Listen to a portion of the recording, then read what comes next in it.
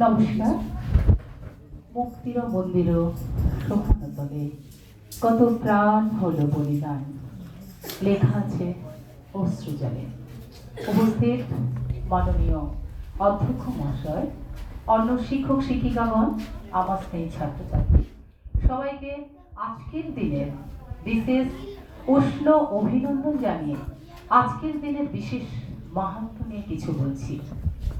বাস্তবে শত শত বীরদের প্রাণত্যাগের বিনিময়ে অবশেষে এসেছে আমাদের চির আকাঙ্ক্ষিত স্বাধীনতা 1947 সালের 15ই আগস্ট।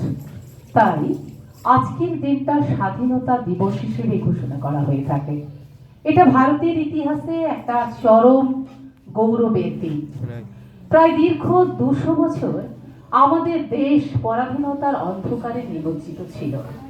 তারপর আমাদের দেশের মৃত্যুঞ্জয়ী বীরেরা সশস্ত্র আন্দোলনের মাধ্যমে অবশেষে আমাদের স্বাধীনতা আনতে সক্ষম হয়েছে। তাই আজকের দিনে দাঁড়িয়ে আমরা জানাই সেই বীরদের শত কোটি প্রণাম। আর সেই কারণের জন্যই আমরা একটা এই সুন্দর অনুষ্ঠানে সবাই মিলে, সুন্দর অমৃত মহোৎসবে সবাই মিলে যোগদান করছি। সত্যি কথা বলতে কি, এরকম একটা পবিত্র দিনে আমি কিছু বলতে পারছি, এটা আমার কাছে চরম গর্বের বিষয়।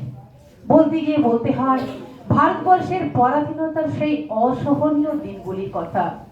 ভারতের সেরা সংস্কৃতির পীঠস্থান হিসেবে নাম ছিল, অথচ সেই জায়গায় ব্রিটিশ কর্তৃপক্ষ তার উপর কলঙ্কের কালিমার লেপট করে দেয়।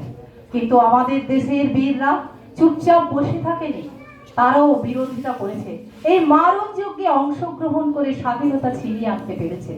আর এক্ষেত্রে যারা যারা অগ্রণী ভূমিকা পালন করেছে তারা হলেন ক্ষুদিরাম বসু, নেতাজি সুভাষচন্দ্র বসু, জাতির জনক মহাত্মা গান্ধীজি, বিনয় বাদল দীনেশ এবং ভগৎ সিং সহ আরো অনেক ব্যক্তি।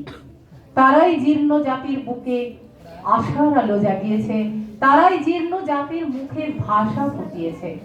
তাই এরকম একটা দেশে জন্মগ্রহণ করে আমি নিজেকে ধন্য মনে করি। যাই হোক, আজ স্বাধীনতার ৭৮তম জন্ম দিবসের পূর্ণ লগ্নে আজ আর কোনো কিছু বলতে দ্বিধা নেই যে আমাদেরকে আর কেউ বাধা রাখতে পারবে না। তার কারণ আমাদের মধ্যে রয়েছে মিলিত শক্তি জোট, যেটা আমাদের অফুরন্ত প্রাণ শক্তির ভাণ্ডার। আচ্ছা, আমরা সবাই মিলে স্বপ্ন দেখি, স্বাধীনতার স্বপ্ন। আজকের দিনে আমরা স্মরণ করলাম, বীরদের স্মরণ করলাম, তাদের চরণে পুষ্পাঞ্জলি অর্পণ করলাম। তাতে কি আমাদের স্বাধীনতার যে গুরুত্ব সেটা রক্ষা পাবে? আমার মনে হয় তা কিন্তু নয়।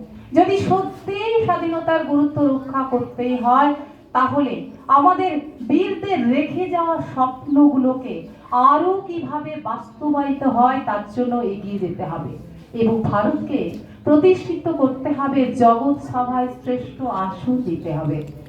শেষে কবি রঙ্গলাল বন্দ্যোপাধ্যায়ের সেই কথাটি খুব মনে পড়ে, স্বাধীনতাহীনতায় কে বাঁচিতে চায় হে, কে বাঁচিতে চায়, দাসত্ব শৃঙ্খল বলো কে পরিবে পায় হে, কে পরিবে পায়।